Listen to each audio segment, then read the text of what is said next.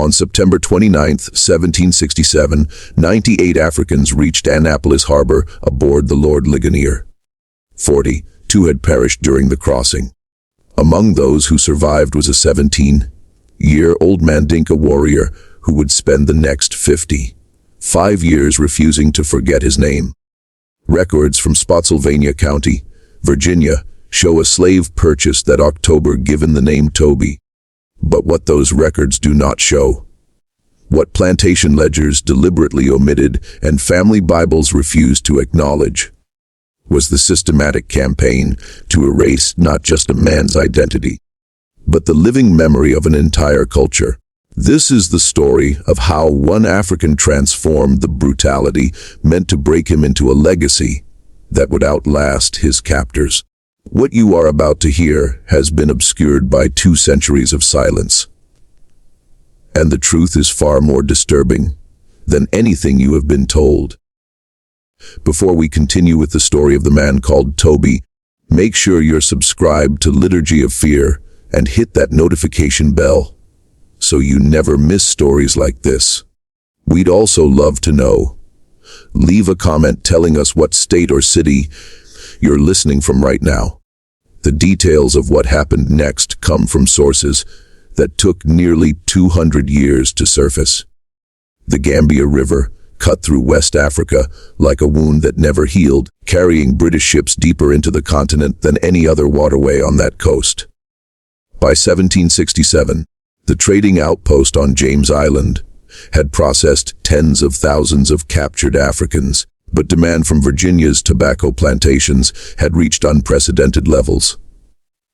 Wars between local kingdoms created opportunities for slave raiders, and the British Royal Africa Company paid premium prices for young men with warrior training. In the village of Jifure, 2 miles from the British fort, the Kinti clan maintained their reputation as blacksmiths and holy men despite the constant threat of raids. For centuries, the Mandinka people had endured by mastering the art of appearing cooperative while preserving their traditions in secret. They taught their children to be cautious near the river, to never venture alone into the forest, and to run at the first sight of the slatees, the African slave traders working for European buyers. Omoro Kinti understood these dangers better than most. As a blacksmith, he had seen the iron shackles that bound captives for transport. He had heard stories of villages emptied overnight, of families torn apart and sold to different ships. He taught his eldest son the traditional skills of drum making, not just as cultural preservation, but as practical knowledge. A young man who could craft instruments might be kept alive aboard a slave ship to maintain morale. The boy's name carried weight in Mandinka tradition. Kunta meant complete or whole, a name given to firstborn sons expected to carry on the family's legacy. At 17, he had completed his manhood training, learned to hunt with a spear, and could recite his family's lineage back 7 generations. The village elders spoke of him as someone who would one day become a respected elder himself. On a morning in early July 1767, Kunta ventured into the forest near Jufure to gather wood for drum making. The specific hardwood he needed grew 3 miles from the village. Far enough to be dangerous, but close enough that young men made the journey regularly. He carried no weapon. Mandinka warriors did not hunt on sacred gathering grounds. He moved with the confidence of someone who had known these paths since childhood. What Kunta did not know was that British Colonel O'Hara's forces had arrived at James Island 3 days earlier, under orders to secure a large shipment of slaves for Virginia's labor shortage. The Lord Ligonier sat anchored offshore, its captain under pressure to fill the ship's capacity of 140 captives. Before the weather turned, the usual networks of African slave traders had been mobilized, paid bonuses for young males between 15 and 25. 4 slatees had been tracking Kunta since he left the village. They were professionals, men who had perfected the art of ambush.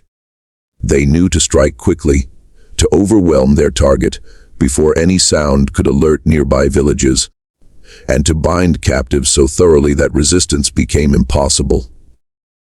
The attack happened with terrifying efficiency. The first blow came from behind, a wooden club striking Kunta's shoulder and driving him to his knees. Before he could cry out, hands clamped over his mouth, while others pinned his arms. They moved with practiced coordination, binding his wrists with rope and wrapping cloth around his head to blindfold and gag him simultaneously. Within 90 seconds, Kunta went from a free man to merchandise. The Slatees dragged him 3 miles to a holding area near the river where 24 other captives sat chained in a temporary enclosure. Some were from Jufur's neighboring villages. Others had been captured weeks earlier from inland regions. All showed the same signs of shock and terror. For 3 days, Kunta remained in that holding pen while the Slatees collected more captives. The conditions were deliberately brutal. Minimal food and water, exposure to the sun by day and the cold by night, and the constant presence of guards who beat anyone who made excessive noise. The psychological impact was as calculated as the physical abuse. These men wanted captives who understood that resistance meant suffering, that cooperation was the only path to survival. When the Lord Ligonier's crew came to collect their cargo, they brought a British ship surgeon named Dr. Thompson. His job was to inspect each captive for disease, injury, or defects that might reduce their value. The examination was methodical and dehumanizing, checking teeth, feeling muscles, examining bodies with the same attention a farmer might give to livestock. Of the 32 captives presented, he rejected 7 as unsuitable. Kunta passed the inspection. At 17, he was exactly what Virginia tobacco plantations needed: young, strong, and trained in physical labor from years of blacksmith work. The British paid the Slatees in rum, textiles, and iron bars, standard currency for the slave trade. Kunta became the property of Captain Thomas Davies, recorded in the ship's manifest simply as male, approximately 17 years, Mandinka origin. The journey from shore to ship happened in small boats that carried 10 captives at a time. British sailors handled this transfer with practiced efficiency, knowing that this moment, when captives first saw the massive ship that would carry them across the ocean, often triggered desperate escape attempts. They kept everyone shackled and moved quickly. Kunta's first sight of the Lord Ligonier revealed the scale of what was happening. This was not a raid on a single village. This was an industrial operation refined over decades. The ship was designed specifically for human cargo, with multiple decks modified to hold as many bodies as possible in the smallest space. Other captives were already aboard. Their faces, visible through the cargo, hold small openings. The British crew herded the new captives below deck, where they encountered conditions that defied human comprehension. The slave deck measured approximately 5 feet high, forcing everyone to crouch or lie down. The space allocated for each person was roughly 16 inches wide and 6 feet long, barely enough room to lie flat. The heat was suffocating, the air thick with sweat and fear. Wooden platforms divided the space into 2 levels, effectively doubling the number of captives that could be packed into each section. The crew chained captives together in pairs, right ankle to left ankle, making independent movement impossible. Additional chains ran along the walls, attaching to the ankle shackles and preventing anyone from reaching the stairs. The psychological impact of these restraints went beyond physical imprisonment. They made it clear that individual survival depended on the cooperation of whoever you were chained to. Kunta found himself shackled to a man named Fanta, captured from a village 50 miles inland. Neither spoke the other's dialect fluently, but they shared enough common Mandinka roots to communicate basic needs. Fanta had been imprisoned for 2 weeks and understood the ship's routines. When food came, how to position your body to avoid the worst cramps, which British sailors were most likely to inflict random beatings. The Lord Ligonier remained at anchor for another week, while Captain Davies negotiated with coastal traders for additional captives. During this time, conditions below deck deteriorated rapidly. The British provided food once per day, a mixture of beans, yams, and occasionally fish served in communal buckets that 10 people shared. Water came twice daily in small rations that left everyone in a state of chronic thirst. The waste buckets quickly overflowed, and the crew's response was to hose down the deck once every 3 days, treating the captives like livestock. Disease spread with terrifying speed in these conditions. Dysentery appeared within days, causing severe dehydration and weakness. A fever swept through one section of the hold, killing 4 men in the first week. The ship's surgeon examined the sick but made no attempt to treat them. His job was to assess whether they might recover enough to be sellable, not to provide actual medical care.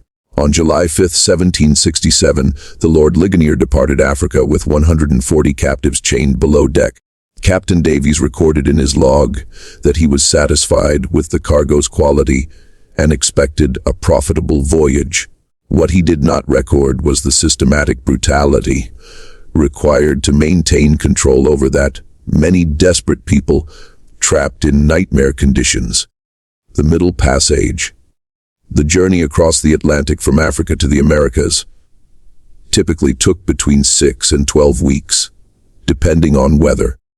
The Lord Ligonier's route would carry them past the Cape Verde Islands, then southwest across the ocean's widest point, before catching the trade winds toward the Caribbean and up the North American coast to Annapolis.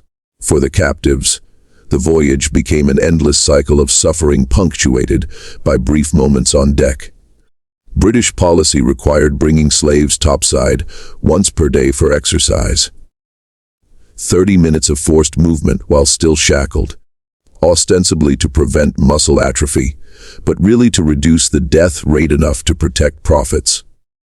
These moments provided the first opportunity for captives to communicate across language barriers and recognize the scale of their collective situation.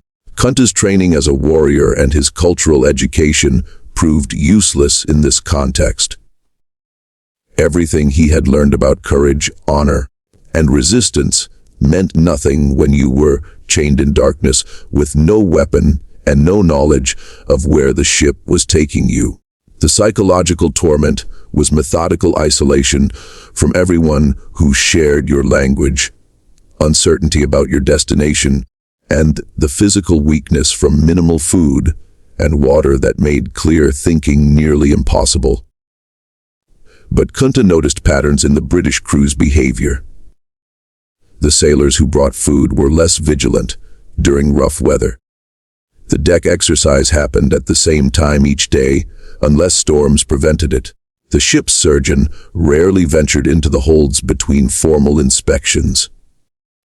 These observations meant nothing in terms of immediate escape, but they indicated that the ship's operations followed routines that could potentially be exploited.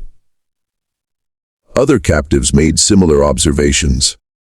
A man named Cody, who had been a trader before his capture, understood some English from dealing with British merchants. He listened carefully to conversations among the crew and reported what he learned to those around him. The ship was bound for Naples, which some captives recognized as the Mandinka pronunciation of Annapolis. They would be sold at auction to work on tobacco plantations. The British expected most of them to die within 10 years from brutal labor conditions. This information created an impossible dilemma. Several captives discussed attempting a rebellion once enough of them reached the deck simultaneously, but the shackles made coordinated action nearly impossible. and the British crew was armed with muskets and cutlasses. Any rebellion that failed would result in immediate execution of everyone involved. The risk calculation was brutal. Attempt escape and almost certainly die, or accept slavery with the slim possibility of eventual freedom. Kunta listened to these debates but did not participate. His father had taught him that warriors choose their battles based on a realistic assessment of victory chances, not on pride or desperation. Everything about their current situation made rebellion suicidal. But he filed away every detail about the ship's routines, every weakness in the British crew's procedures, every piece of information that might prove useful later. 3 weeks into the voyage, a fever swept through the hold with devastating speed. The same conditions that made the space hellish.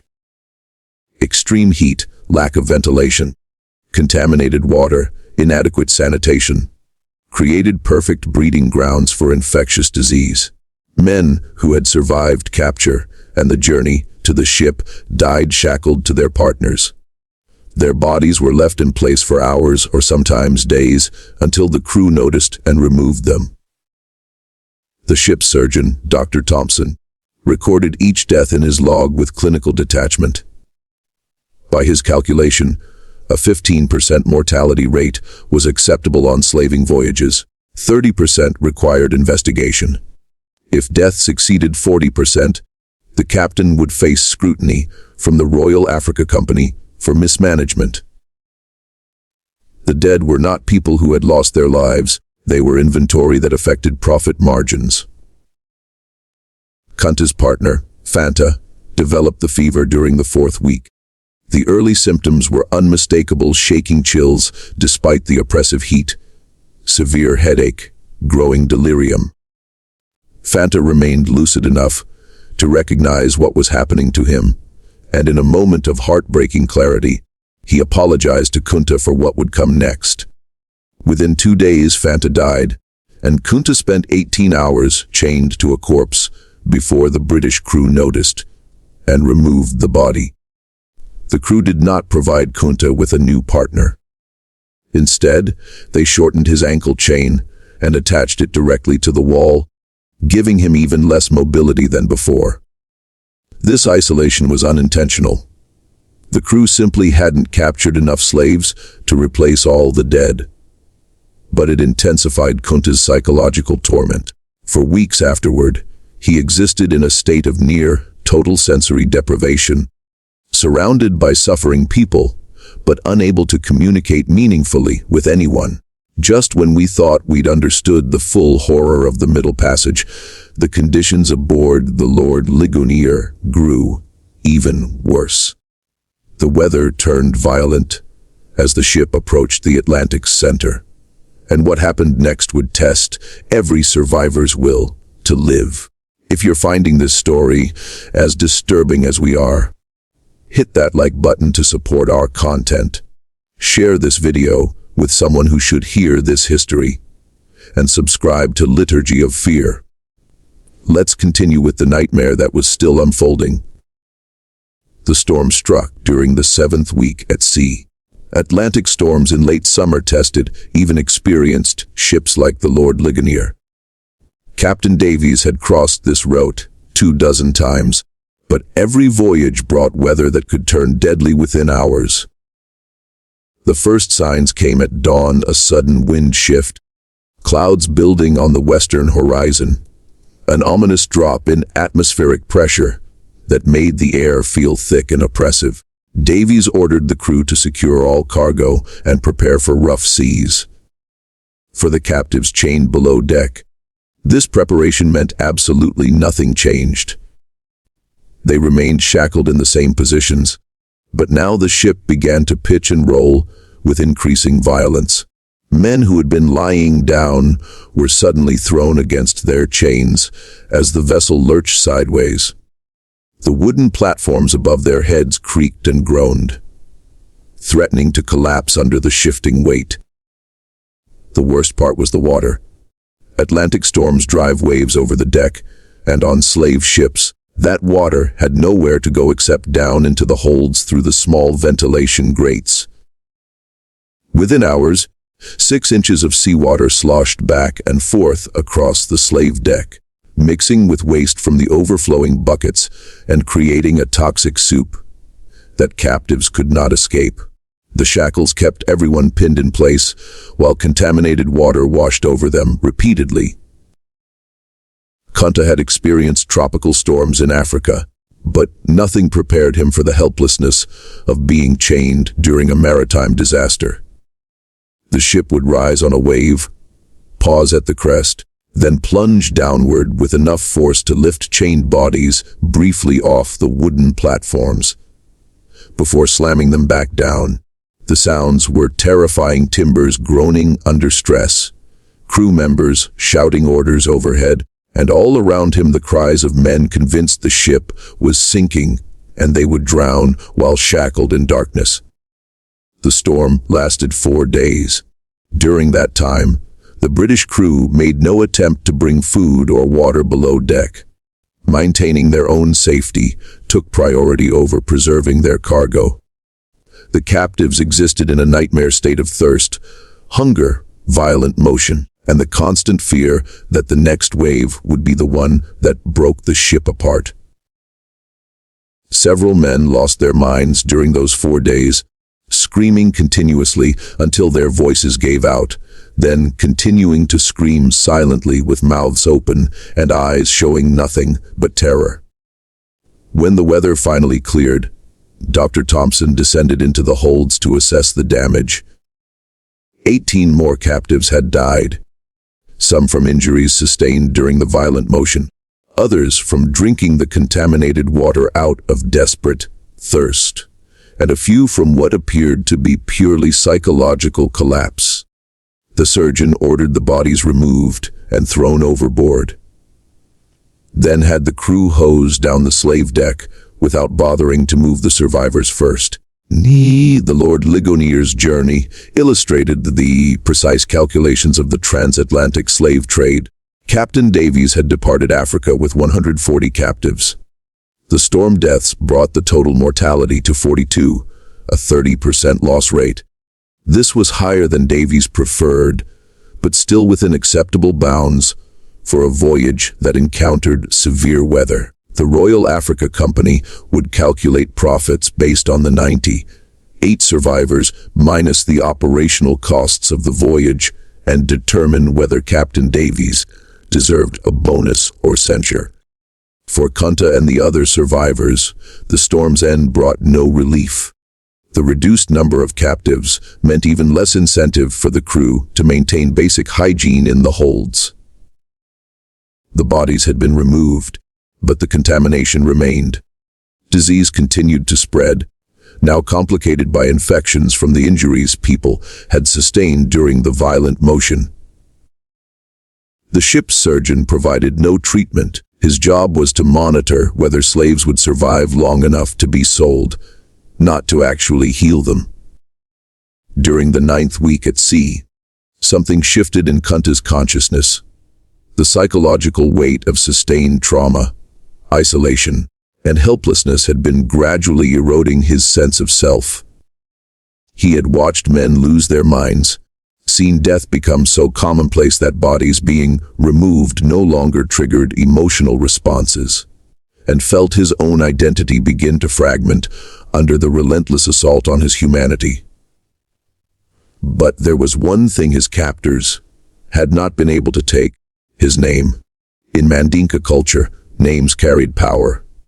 They connected you to your ancestors, defined your place in the community, and represented your essential identity. Kunta meant whole or complete, and his father had chosen it specifically to indicate that this child would grow to fulfill his destiny. As long as Kunta remembered his name, remembered the words his father had spoken during his naming ceremony, remembered the lineage that stretched back 7 generations, some core part of him remained beyond British control. Other captives near him had begun to lose their names. Under the sustained trauma of the Middle Passage, memories became unreliable, Men who had boarded the ship knowing exactly who they were found themselves struggling to recall basic details about their previous lives. Languages blurred together. Cultural practices that had seemed eternal in Africa began to feel like half-remembered dreams. The British did not need to actively erase these identities. The conditions they created did that work automatically. Kunta began a private ritual that would sustain him through the remaining weeks of the voyage. Each morning during the brief exercise period on deck, he would silently recite his full lineage. I am Kunta Kinte, son of Omoro Kinte, grandson of Karaba Kunta Kinte, the holy man of the Kinte clan of Jafur. He would list his father's teachings, remember specific lessons about blacksmithing and drum making, recall the taste of foods from his village.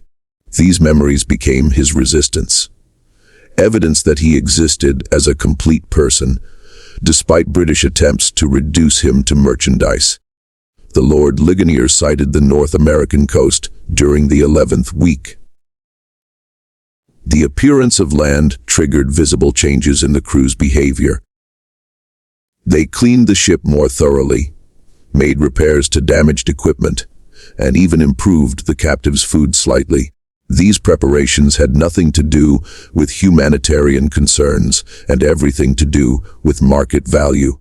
Potential buyers in Annapolis would inspect the cargo carefully, and slaves who appeared too weak or diseased would sell for reduced prices. On September 29, 1767, the ship entered Annapolis harbor. For the captives, this moment brought an impossible mixture of emotions. The journey that had killed 42 of their companions was finally ending. But what awaited them on land was decades of slavery with no clear path to freedom. In a country whose language they did not speak and whose customs were completely alien, the British followed a careful procedure for processing slave ships. First, the harbor master's officials would board to verify the cargo against the ship's manifest and collect customs duties. Then, the captives would be brought on deck in small groups, still shackled, for preliminary inspection by potential buyers. Only after this pre-sale viewing would the actual auction take place, usually within a week of arrival, to minimize the costs of feeding and housing the cargo. When Kunta first saw Annapolis, the contrast with Africa overwhelmed his senses. The architecture was entirely different. Wooden buildings with peaked roofs, instead of round mud structures with thatched covering. The climate felt alien, cooler and drier than the tropical humidity he had known his entire life. And the people were almost entirely white, with only a handful of Africans visible working along the docks. The Maryland Gazette published an advertisement on October 1st, 1767. Just imported in the ship Lord Ligonier, Captain Davies from the River Gambia, a cargo of choice, healthy slaves, for sale at Annapolis on Tuesday the 7th of October. That phrase, choice, healthy slaves, represented the culmination of a commercial process that had transformed human beings into agricultural equipment. The 42 dead were not mentioned. The trauma experienced by the survivors was irrelevant. What mattered to the Maryland tobacco planters was that 98 Africans were now available for purchase, ready to labor in conditions that would likely kill them within a decade. The auction itself happened at a tavern near the Annapolis docks. Potential buyers arrived to inspect the merchandise, examining teeth, checking for signs of disease, assessing physical strength. Some asked the ship's surgeon about the captives' origins, believing that certain African peoples made better workers than others. The surgeon described Kunta's group as Mandinka, generally considered suitable for agricultural labor and less prone to attempted escape than some other groups. This assessment was catastrophically wrong, but white colonists' understanding of African societies was so shallow that they treated all captured peoples as essentially interchangeable. John Waller arrived at the auction representing his family's tobacco plantation in Spotsylvania County, Virginia. The Wallers were a prominent family. John's grandfather had been a wealthy landowner, and the family maintained multiple properties, worked by dozens of enslaved people. John needed several young male slaves to replace workers who had recently died from disease or work-related injuries, and he had brought sufficient funds to purchase 3 or 4 captives. When John examined Kunta, he saw exactly what he needed: a teenage male with visible physical strength, no obvious diseases, and the kind of compact build that suggested capability for sustained physical labor. The fact that Kunta met his eyes directly, a sign of defiance that more experienced slaveholders would have recognized. John interpreted as evidence of intelligence rather than resistance. The bidding was brief. Other planters were interested, but John offered a competitive price quickly and secured the purchase. The transaction was recorded in standard commercial terms. 1 Negro male, approximately 17 years old, paid in full, transferred to John Waller of Spotsylvania County. Kunta had been property of the British Crown while aboard ship. Now he was private property, with John Waller holding the same legal rights over him as over any other farm equipment. The journey from Annapolis to Spotsylvania County took 3 days by wagon. John transported his new purchases in the cargo bed, still shackled, with minimal food and water. This was not deliberate cruelty. It was standard practice based on the widespread belief that slaves needed to understand their inferior status from the first moment. The 3-day journey provided John with opportunities to communicate basic commands in English, teaching the captives words like work, stop, food, and sleep. Kunta understood nothing. The English language bore no relationship to Mandinka or any other African language he had encountered. The sound seemed harsh and angular, lacking the tonal qualities that gave Mandinka words multiple meanings depending on pronunciation. Without any shared linguistic foundation, communication happened entirely through gesture and repetition, with violence as the primary teaching tool for compliance. The Waller plantation occupied several hundred acres along the Rappahannock River. Tobacco was the primary crop, supplemented by corn and vegetables grown for local consumption. The labor force consisted of approximately 30 enslaved people, mostly African-born, with a few second-generation slaves who had been born on the plantation. A white overseer named Connolly managed daily operations under John Waller's general supervision, and Connolly's approach relied heavily on intimidation and selective violence to maintain control. When Kunta arrived at the plantation, the enslaved community watched with wary assessment. Would these Africans be cooperative or defiant? Did they speak any common language with the existing workers? Were they skilled in any crafts that might earn them lighter work assignments, or would they become field hands subject to the most brutal labor? John Waller's first order of business was renaming his new property.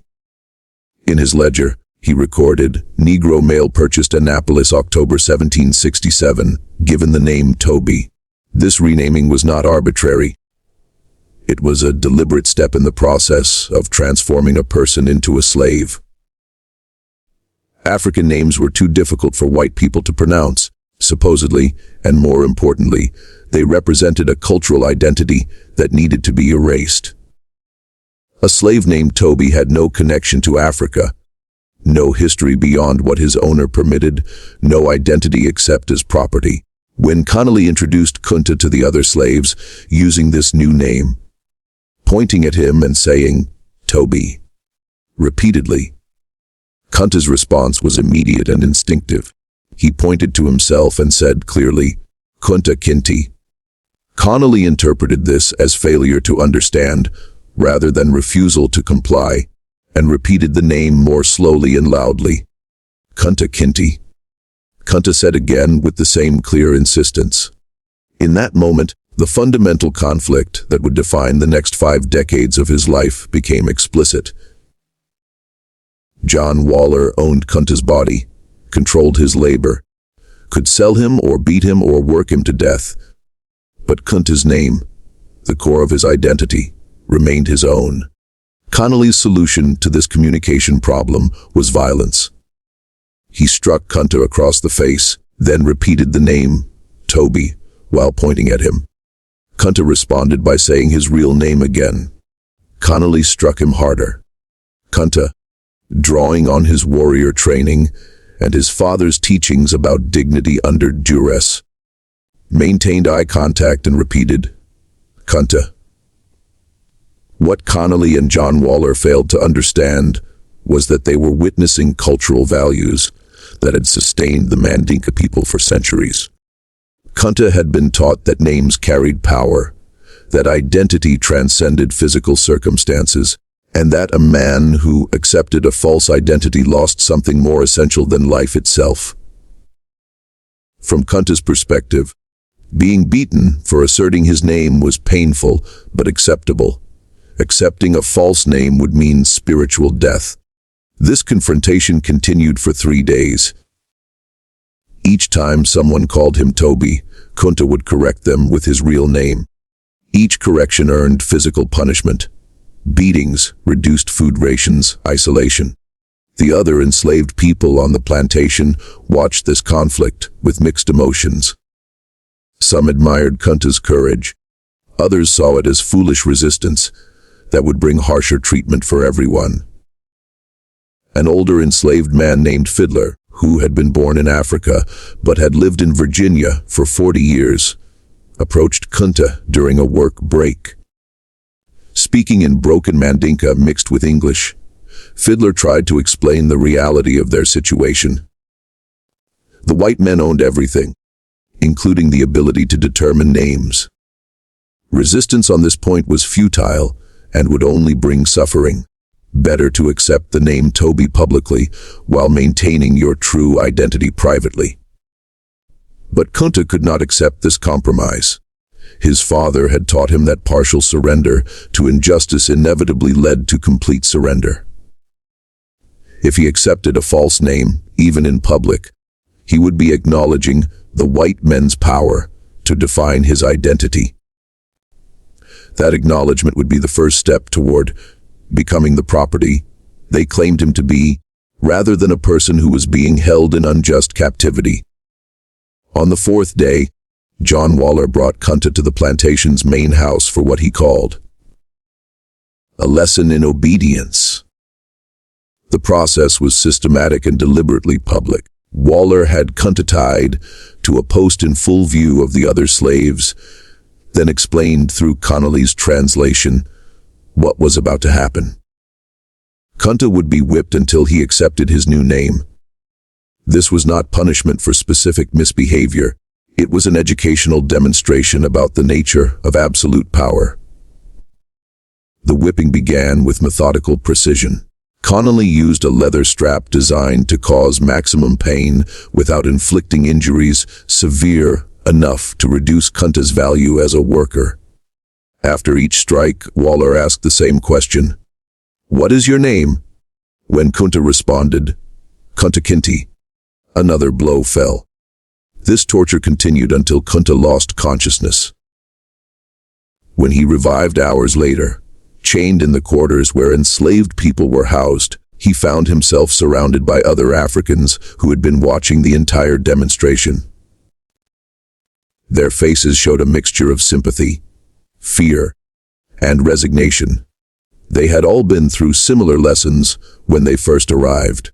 They had all learned that resistance led to suffering with no possibility of victory. But they had also noticed something that John Waller and Connolly had missed.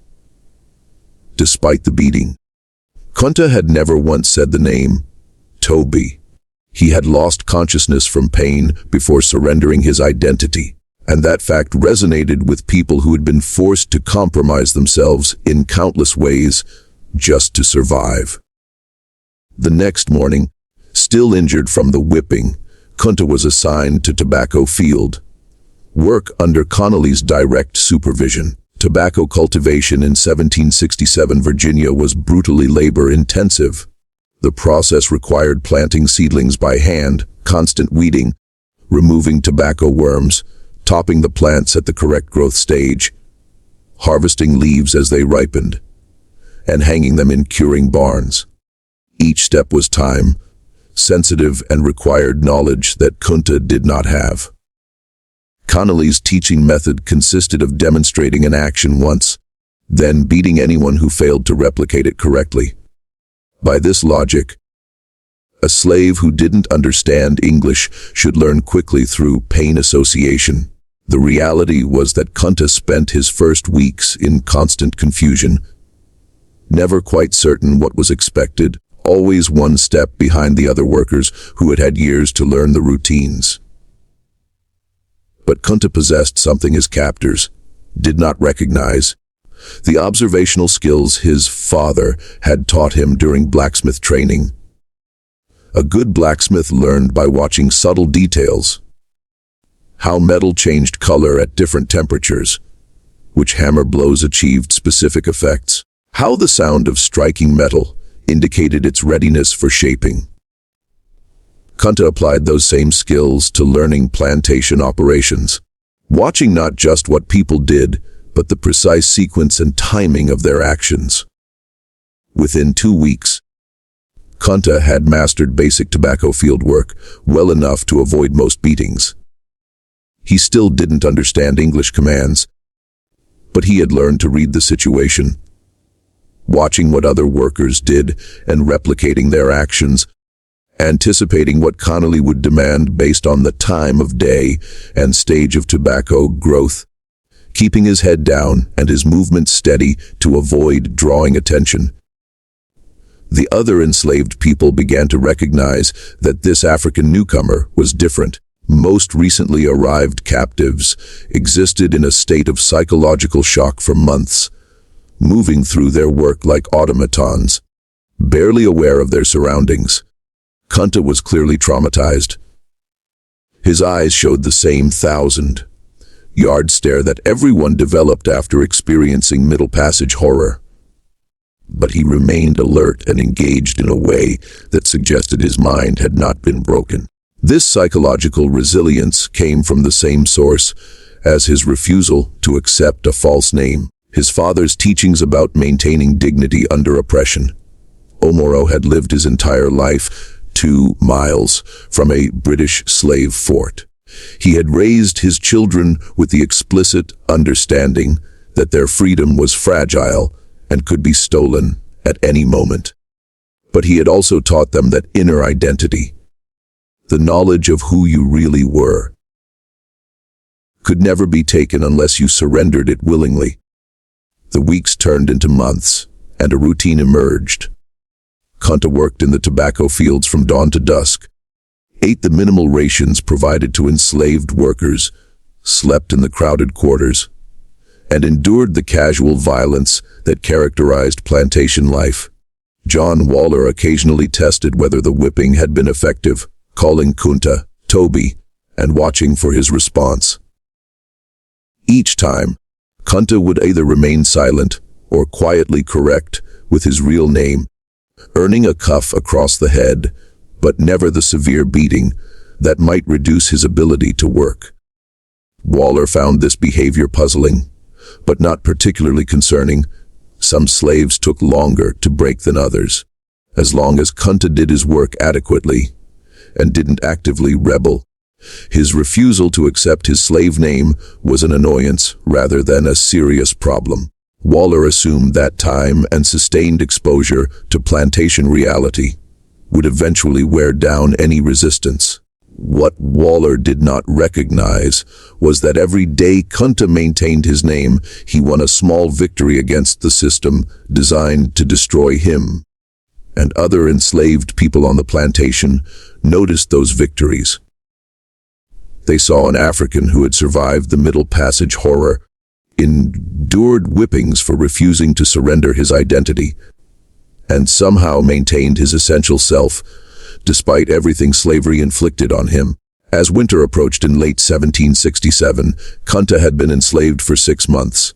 Captured in July, transported across the Atlantic, sold in October, and worked through the tobacco harvest season. In Mandinka culture, he should have been celebrating his 18th birthday, taking on adult responsibilities in his village, perhaps being considered for marriage. Instead, he was property in a foreign country, doing agricultural work he had never trained for, unable to communicate in the local language, and surrounded by people who had been so thoroughly broken by slavery that most had forgotten resistance was even possible. But Kunta had not forgotten, and that fact would make what happened next both inevitable and terrifying. The story of Toby, the slave who refused his name, was about to take a turn that would shock even the hardened overseers of Spotsylvania County. But first, we need you to do something. If this story is giving you chills, share this video with a friend who loves dark mysteries. Hit that like button to support our content, and don't forget to subscribe to never miss stories like this. Let's discover together what happens when a man chooses freedom over survival. Winter's arrival brought new horrors no one anticipated. Virginia winters in the late 1760s were harsh by the standards of someone raised in tropical West Africa. Temperatures dropped below freezing regularly, and the enslaved workers' quarters provided minimal protection from the cold. The Waller plantation, like most Virginia tobacco operations, did not invest in adequate winter housing for slaves. The logic being that warm buildings cost money, while slaves who died from cold exposure could be replaced through purchase. Kunta's first Virginia winter introduced him to physical suffering distinct from the tropical diseases he had known in Africa. Frostbite damaged his fingers during morning work when the ground was frozen solid. Respiratory infections spread through the quarters with deadly efficiency. Close quarters, poor ventilation, and inadequate clothing created perfect conditions for contagious illness. Several slaves died during that first winter, their bodies buried in unmarked graves at the edge of the plantation property. During this season, Kunta made his first escape attempt. The idea had been forming since his arrival. Every day at the plantation reinforced his understanding that this situation was temporary, not because anyone would free him, but because death from overwork, disease, or punishment would eventually end his suffering. The only question was whether he would die as property or die while attempting to reclaim freedom. Kunta's knowledge of North American geography was essentially zero. He understood that he had been transported across a large body of water, which meant Africa lay in some direction across the ocean. He had observed that the sun rose and set in patterns similar to Africa, suggesting similar latitude. But beyond these basic observations, he had no map, no knowledge of distances, no understanding of the landscape he would need to cross. His plan was remarkably simple: escape during the night, travel away from the plantation in whatever direction seemed least populated, and either find a way back to the coast or locate other Africans who might have established free communities. This plan had virtually no chance of success. But Kunta understood that success was not the only measure of meaningful action. Sometimes resistance had value, even when it was futile. The escape happened in January 1768, during a week when Connolly was away visiting family in Fredericksburg. The remaining white supervisor was less vigilant about evening headcounts, and Kunta had noticed a pattern. If all slaves appeared to be present during the initial evening check, no one verified later in the night. The winter cold meant everyone stayed inside the quarters as much as possible, so unusual movements were less likely to be noticed. Kunta waited until approximately midnight, then quietly exited the quarters through a rear door, whose lock had been damaged for weeks. He moved carefully, knowing that dogs might be loose on the property, and that several white families lived within half a mile of the Waller plantation. His clothing consisted of the minimal rags provided to field workers, entirely inadequate for winter weather, but the only option available. For the first 3 miles, everything went according to Kunta's limited plan. He followed a creek bed heading roughly north, reasoning that waterways might eventually lead to larger rivers and ultimately the ocean. The physical challenge was immediate. His feet, inadequately protected by crude shoes made from scraps, began to suffer from the cold within an hour. The winter landscape was utterly alien, nothing like the African forest he had known. Near dawn, Kunta heard dogs barking in the distance behind him. The sound triggered an immediate understanding. The plantation had discovered his absence, and professional slave catchers were already pursuing him. These were not random farm dogs. They were tracking hounds, trained specifically to hunt escaped slaves, capable of following a scent trail for miles. What happened next illustrated the ruthless efficiency of the 18th century Virginia slave catching system. Connolly had returned earlier than expected and noticed Kunta's absence during the morning work call. He immediately contacted Thomas Matthews, a professional slave catcher who operated throughout Spotsylvania County. Matthews maintained a team of trained dogs and several assistants who specialized in tracking and recovering escaped slaves. Matthews' approach was methodical. He started at the point of escape, let his dogs pick up the scent, and then followed at a steady pace that allowed the dogs to do most of the work. His payment structure was simple. He received a flat fee for successful recovery, plus expenses. If the escaped slave resisted violently, Matthews was authorized to use whatever force necessary to ensure compliance, provided the slave survived in condition to continue working. Kunta had covered perhaps 8 miles when the dogs caught up to him. The confrontation happened in a clearing where the terrain offered no defensive advantages. Matthews' assistants surrounded him while the dogs created a barrier that made escape impossible. Through gestures and broken English, Matthews indicated that Kunta should return voluntarily. When Kunta didn't immediately comply, not from defiance, but from incomplete understanding, Matthews ordered his assistants to restrain him forcibly. They bound Kunta's hands and attached a rope around his neck, then began the 8-mile walk back to the Waller plantation. Matthews followed his standard practice of parading captured slaves along main roads during daylight hours. This public display served multiple purposes. It reminded enslaved people throughout the county that escape was futile. It advertised Matthews' services to plantation owners, and it reinforced the white community's sense of control over the black population. When they arrived at the Waller plantation, Connolly and John Waller were waiting. The next hours would be recorded in detail in the memories of every enslaved person who witnessed what happened. Not because it was unusual for slave catchers to punish captured runaways, but because of what Kunta's response revealed about the limits of human endurance. John Waller had Kunta tied to the same post, where he had been whipped for refusing his slave name. But this punishment served a different purpose.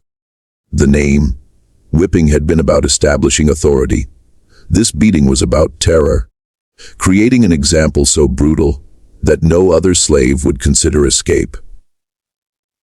Connolly administered the whipping with professional efficiency, striking Kunta's back in patterns designed to maximize pain without causing life-threatening injuries.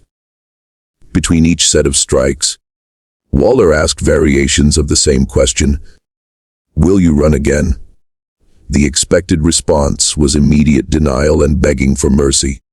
The reality was that Kunta, drawing on reserves of strength that defied rational explanation, remained largely silent throughout the beating. This silence disturbed Waller more than screaming would have.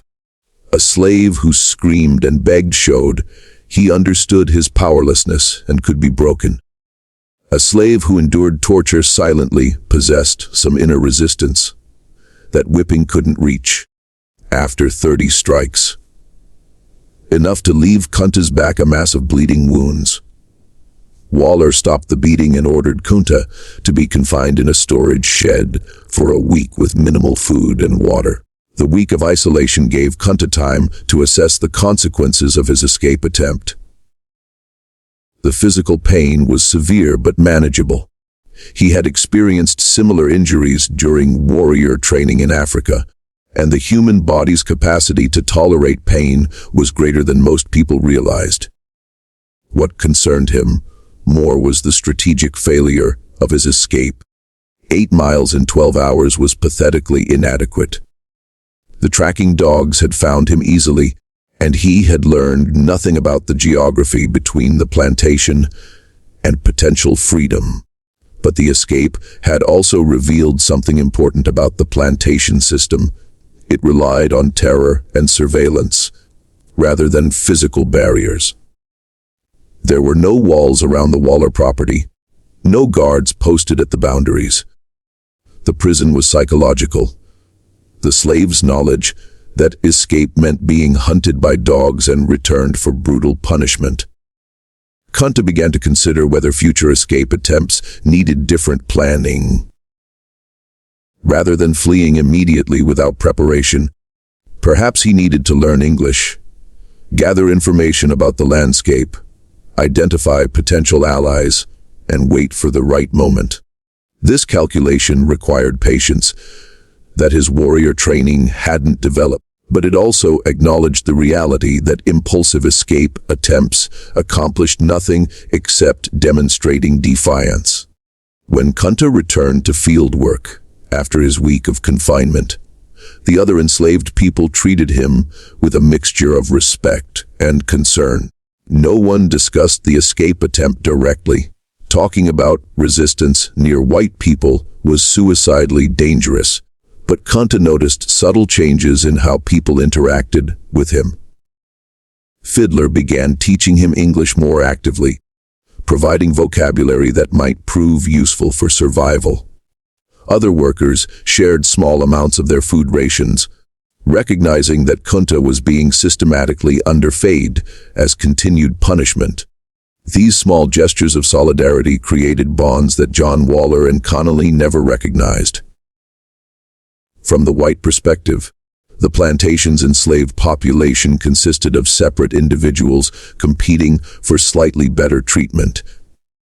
The reality was that trauma and oppression created powerful connections among people who understood that survival required cooperation. As spring arrived in 1768, Kunta had been enslaved for 10 months. His English had improved enough to understand basic commands and communicate simple ideas. He had learned the tobacco cultivation cycle well enough to avoid most beatings, and he had begun to recognize that the Waller plantation existed within a larger system of slavery that extended throughout Virginia and beyond.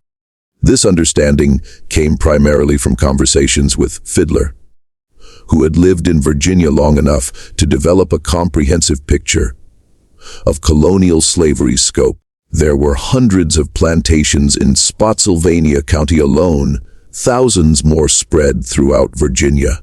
The entire regional economy depended on enslaved labor, tobacco, corn, wheat, livestock. White Virginians had created a society where enslaved Africans outnumbered white colonists in many counties. Yet they maintained control through systematic terror and the legal authority to inflict unlimited violence on black bodies.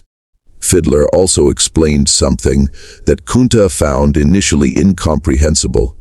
There were enslaved people who had never seen Africa, who had been born on Virginia plantations to parents who were themselves born into slavery. These second and third generation slaves grew up speaking English, practicing Christianity, and having no direct memory of African culture. From the white perspective, these people were ideal slaves. They had no alternative cultural framework and could be more easily controlled than African-born captives. This information forced Kunta to confront a disturbing possibility. Slavery was not a temporary condition that would end when enough Africans rebelled or when white colonists recognized the injustice. It was a permanent system designed to reproduce itself across generations. The children of enslaved people became property of their parents' owners. Freedom had no obvious path.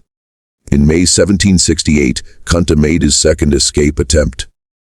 This effort showed slightly more planning than the first. He had stolen food scraps over several weeks, hidden them in the quarters, and identified a route that followed established roads rather than random wilderness paths. His English was now adequate for basic misdirection. If questioned by white travelers, he could claim to be on an errand for his master, buying himself hours before anyone became suspicious. The escape lasted 3 days before Matthews's dogs found him hiding in a barn approximately 20 miles from the Waller plantation. The recapture followed the same pattern as before Matthews, and his assistants surrounded him, bound him, and paraded him back along public roads as a warning to other potential escapees. John Waller's response was more severe this time. Kunta had demonstrated that standard punishment wasn't deterring his escape attempts. Waller needed to escalate to a level of consequence that would make further resistance psychologically impossible. The method Waller chose, cutting off half of Kunta's right foot, was standard practice in colonial Virginia for dealing with persistent escape attempts. The logic was coldly practical. A slave who couldn't run away effectively retained most of his agricultural labor value while losing his mobility. Plantation owners throughout the South used this particular mutilation frequently enough that there were established procedures for minimizing infection risk and recovery time. Dr. William Waller, John's brother and a trained physician, performed the amputation. The procedure happened in the plantation's tool shed with Kunta tied down and several white men holding him still. No anesthetic was provided. The expense wasn't justified for slave punishment, and the pain was considered part of the deterrent effect. What the historical records don't adequately capture is the psychological impact of this mutilation. From John Waller's perspective, he was modifying property to prevent future loss. No different than branding cattle or clipping a horse's tendons to prevent bolting. From Kunta's perspective, he was experiencing state-sanctioned torture inflicted by someone who believed he had the moral and legal right to permanently maim another human being. The amputation achieved its intended physical effect. Kunta would never again be able to run effectively, which meant future escape attempts would face insurmountable practical obstacles. But it had an unintended consequence. It transformed Kunta from an anonymous field slave into someone whose story other enslaved people remembered and repeated. Stories about the African who had tried to escape twice despite knowing the consequences, who had endured mutilation rather than submit completely to slavery, who maintained his real name despite years of punishment. These narratives spread through the informal communication networks that connected enslaved communities throughout Virginia. Kunta became a symbol of resistance, not because his resistance was successful, but because it continued despite absolutely overwhelming odds. During his recovery from the amputation, confined to the quarters and unable to work, Kunta had extended conversations with Fiddler and other longtime slaves. These discussions revealed aspects of plantation life he hadn't previously understood. The other enslaved people had developed sophisticated strategies for preserving dignity and humanity, despite their circumstances. They maintained secret family connections across different plantations. They practiced African religious traditions in hidden gatherings. They taught their children about freedom, even when freedom seemed impossible. These conversations also revealed the complexity of survival under slavery. Some people had chosen cooperation with plantation authorities, serving as foremen or house servants, trading minor privileges for enforcing discipline among field workers. Others had embraced Christianity, finding in the religion a framework for understanding suffering and maintaining hope for eventual justice. Still others had developed psychological mechanisms that allowed them to function despite trauma, compartmentalizing their sense of self, performing obedience while maintaining private resistance. Kunta listened to these stories and recognized that his absolutist approach, refusing his slave name, attempting escape despite impossible odds, represented only one strategy among many. Other people's choices weren't cowardice or collaboration. They were different answers to the same impossible question. How do you maintain humanity when a system is designed to destroy it? When Kunta returned to work after his injury healed, his assigned tasks changed. With limited mobility from the amputation, he couldn't keep up with field work that required constant movement. Instead, Dr. William Waller, who had purchased Kunta from his brother after the amputation, assigned him to garden maintenance and eventually to driving the buggy that transported the Waller family around the county. This role change brought Kunta into closer contact with the Waller household and provided insights into white colonial society he hadn't had as a field worker. He observed the Wallers' daily routines, their social relationships with other plantation families, their religious practices, and their casual discussions about slavery, as if it were no more morally complicated than livestock management. These observations forced Kunta to confront a disturbing truth. The white people who enslaved him weren't monsters in the simple sense. They were ordinary people who had been raised in a society that normalized absolute power over black bodies. They attended church, celebrated holidays, expressed love for their families, and genuinely believed they were moral beings while simultaneously owning human beings and treating them as agricultural equipment. This realization didn't create sympathy. Kunta understood that normalized evil was still evil, but it clarified the magnitude of what he was fighting against. Slavery wasn't maintained by a few cruel individuals who could be removed or persuaded. It was woven into the entire social structure of colonial Virginia, supported by law, religion, economics, and cultural assumptions that most white people never questioned. As the years passed, 1769, 1770, 1771, Kunta's role on the Waller plantation became increasingly complex. He learned English fluently, which allowed him to understand the full scope of what slavery meant in Virginia. He observed the plantation's operations closely, recognizing the economic calculations that determined every aspect of enslaved life. And he began to recognize that his resistance had taken a different form than he had originally imagined. He couldn't escape. The amputation had made that physically impossible, and he couldn't fight one man against an entire system backed by legal authority, and unlimited violence had no chance. But he could maintain his identity, preserve his cultural knowledge, and pass that legacy to others.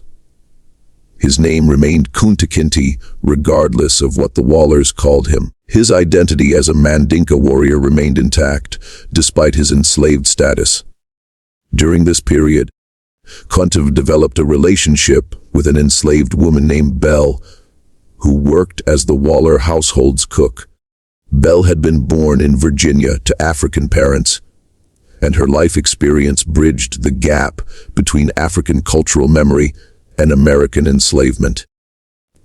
She spoke English as her primary language, but remembered African words her parents had taught her.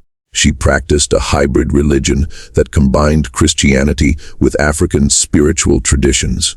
And she had developed survival strategies that balanced cooperation with the Wallers against maintaining private resistance. Their relationship grew slowly over months of conversation in the plantation kitchen, where Kunta would wait while Dr. Waller conducted business inside the house.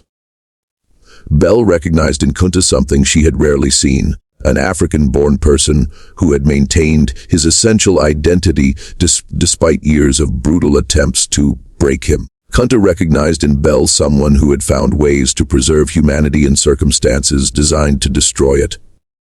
In 1772, Belle became pregnant with Kunta's child.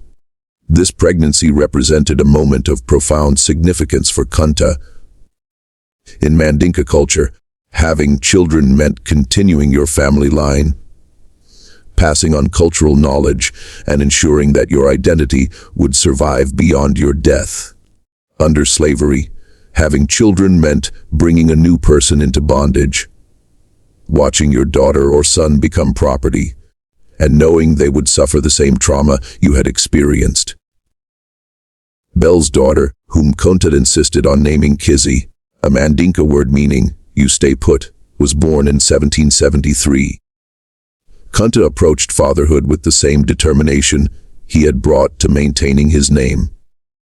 He would teach Kizzy African words, tell her stories about her grandfather Omoro Kinti, and ensure she knew that her real heritage extended beyond the plantation where she was born as property. This teaching happened in secret during moments when no white people were present to observe. Kunta would hold his infant daughter and speak to her in Mandinka, describing the village of Jafur that she would never see. He would recount his family lineage, ensuring that even if Kizzy grew up enslaved, she would know that her ancestors had been free people with culture, history, and dignity. Belle watched these interactions with mixed emotions. She understood Kunta's desire to pass on his heritage, but she also recognized the danger. If the Wallers discovered that Kunta was teaching Kizzy African culture, they might sell the child to another plantation as punishment. Belle had already lost 2 infant children to such sales, and the trauma of those losses never fully healed. The tension between preserving cultural identity and protecting children from the worst consequences of slavery would define Kizzy's childhood. Kunta wanted her to remember Africa and maintain resistance. Belle wanted her to learn English perfectly, practice Christianity publicly, and develop skills that might earn her slightly better treatment within the plantation system. Both approaches came from love and from traumatic experience with slavery's brutal realities. As Kizzy grew from infant to child, Kunta taught her a vocabulary of African words: cow, river, harvest, guitar. These words had no practical use in Virginia, but they represented connections to a world beyond slavery. When Kizzy pointed to a river and said Kambi Balongo, the Mandinka name for the Gambia River, she was speaking a language her enslavers couldn't understand and maintaining a cultural tradition they couldn't erase. In 1780, when Kizzy was 7 years old, something happened that would test everything Kunta had tried to teach her about identity and resistance. Missy Ann, the niece of Dr. William Waller, began visiting the plantation regularly and developed a friendship with Kizzy. Missy Ann was roughly the same age as Kizzy, and in the innocent way that children sometimes can, she saw Kizzy as a playmate rather than property. This friendship created a complicated situation.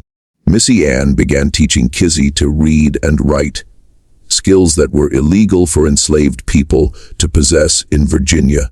The law prohibited slave literacy specifically because educated slaves posed a greater escape risk and might forge traveling papers. But Missy Ann, operating from a child's limited understanding of slavery's implications, simply wanted to share her knowledge with her friend. Kunta and Bell faced an impossible decision. If they forbade Kizzy from learning to read, they would protect her from potential consequences if her literacy was discovered. But they would also prevent her from gaining knowledge that might someday prove useful. If they allowed the lessons to continue secretly, they risked catastrophic punishment if the Wallers learned about it. They chose to let Kizzy learn, with stern warnings to never reveal her literacy to any white person except Missy Ann. This decision would have devastating consequences. By 1785, Kizzy had reached her teenage years.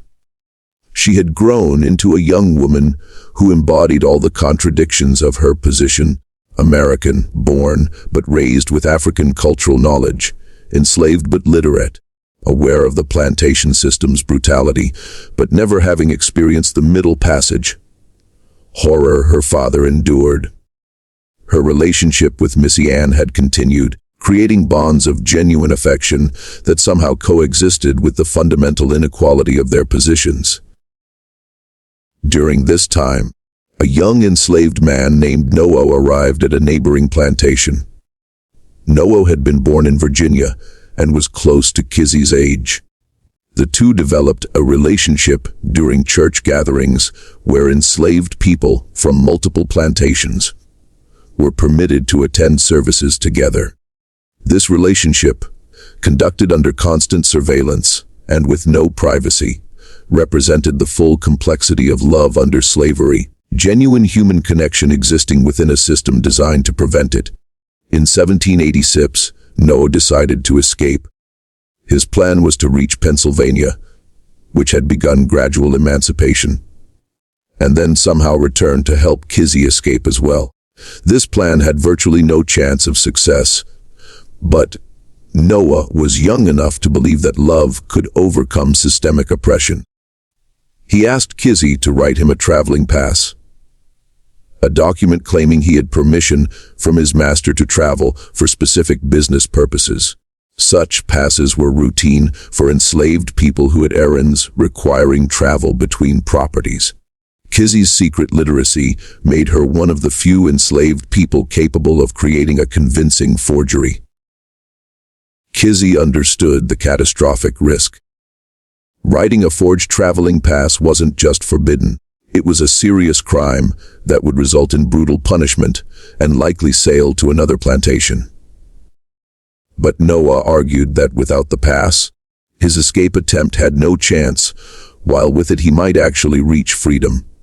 And Kizzy, at 16 years old and in love, made the choice to help him despite knowing the potential consequences. Noah's escape attempt failed within 2 days. Slave catchers found the forged pass in his possession and traced the handwriting to Kizzy. When Dr. William Waller learned that his enslaved cook's daughter could read and write and had used that literacy to assist an escape attempt, his response was immediate and unforgiving.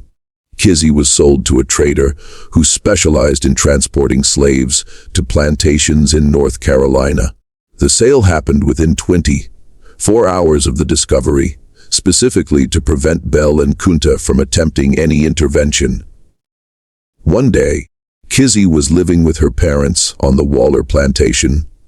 The next day, she was property of a stranger, being transported several hundred miles away with no possibility of contact with her family.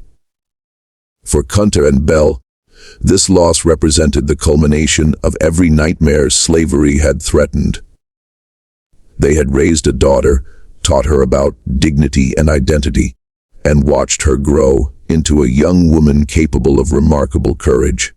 And then the system they had been fighting against for decades demonstrated its ultimate power. It could take their child, and they were legally powerless to stop it. Kunta's response to this loss would define the final decades of his life. He had endured capture in Africa, survived the Middle Passage, withstood repeated beatings, maintained his identity despite constant pressure, and even accepted the amputation of his foot rather than completely submit to slavery. But losing Kizzy to a forced sale broke something in him that previous trauma hadn't touched. The historical records show that after Kizzy's sale, Kunta became increasingly withdrawn. He continued his work as Dr. Waller's buggy driver, maintained his dignity, and never forgot his name.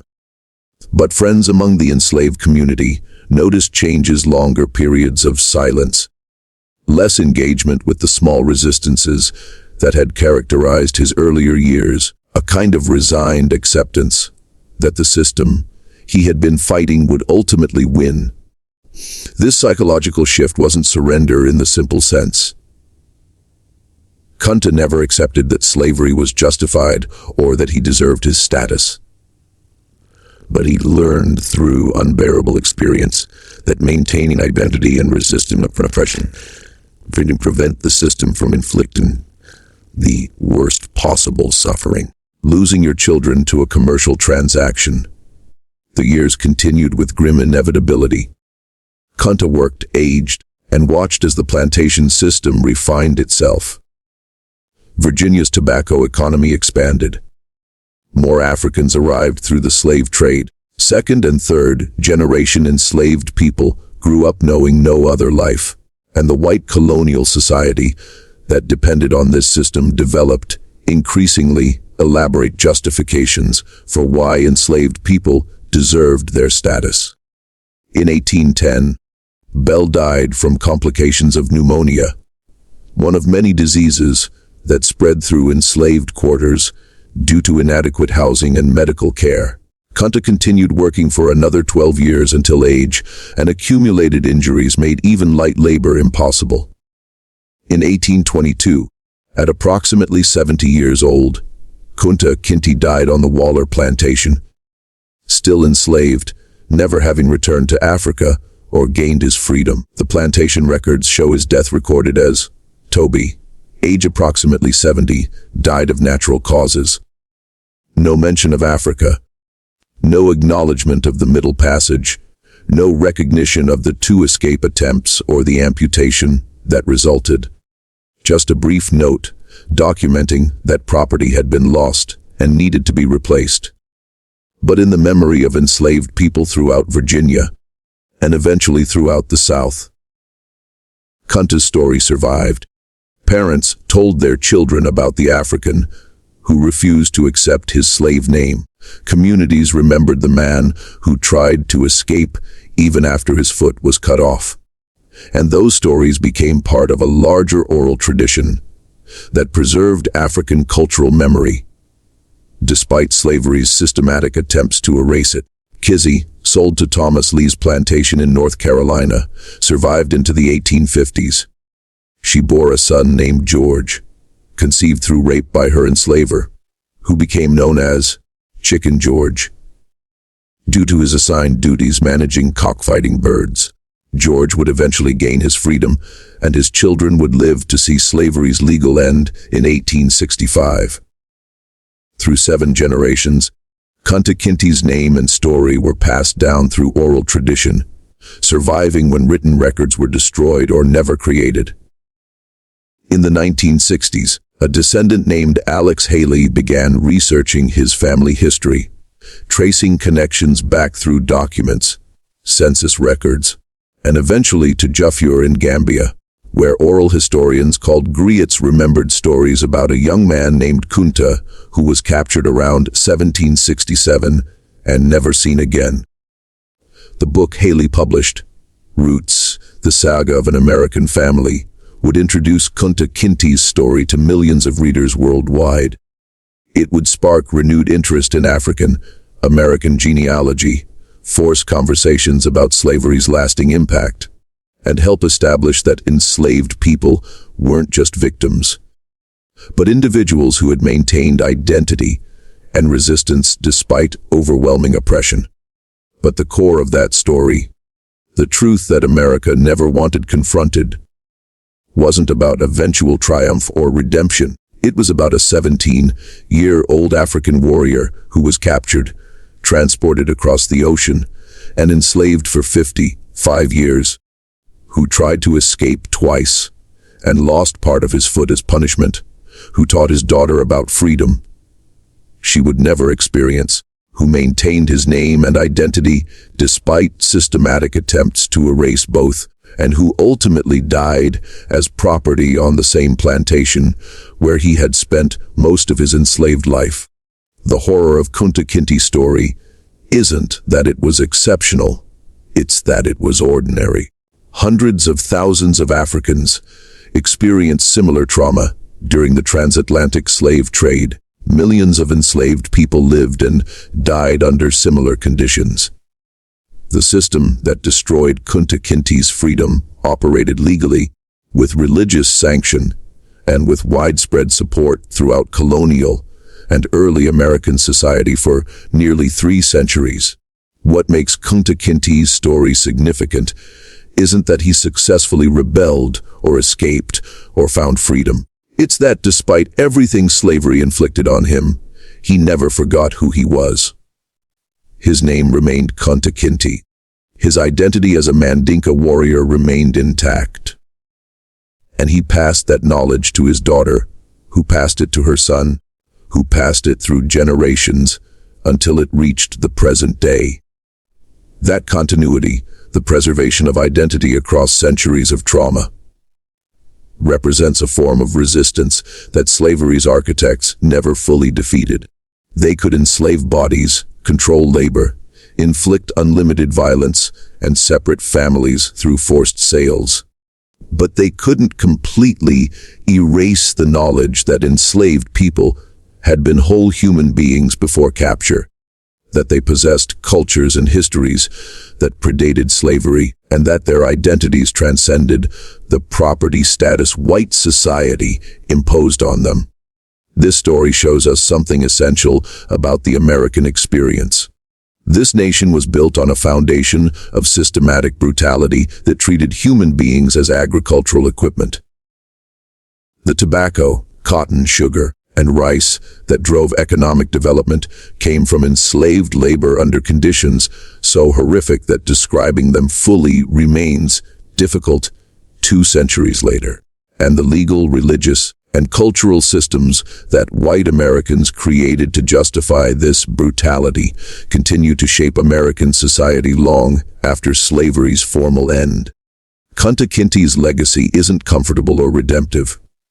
It's a reminder of what was stolen, what was survived, and what can never be fully repaired.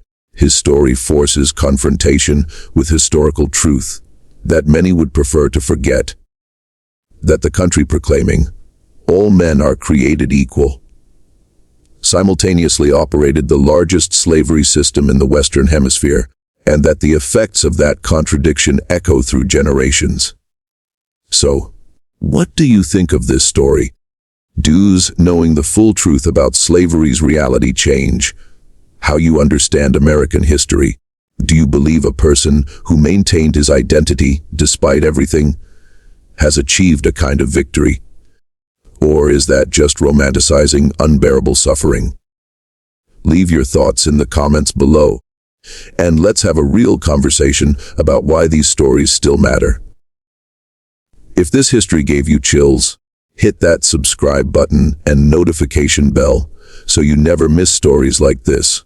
Share this video with someone who needs to understand what really happened during America's slavery era. And remember, this isn't ancient history. The last person born into slavery died in the 1970s. These events are shockingly recent, and their effects are still with us. Thanks for watching The Black Liturgy. See you in the next video.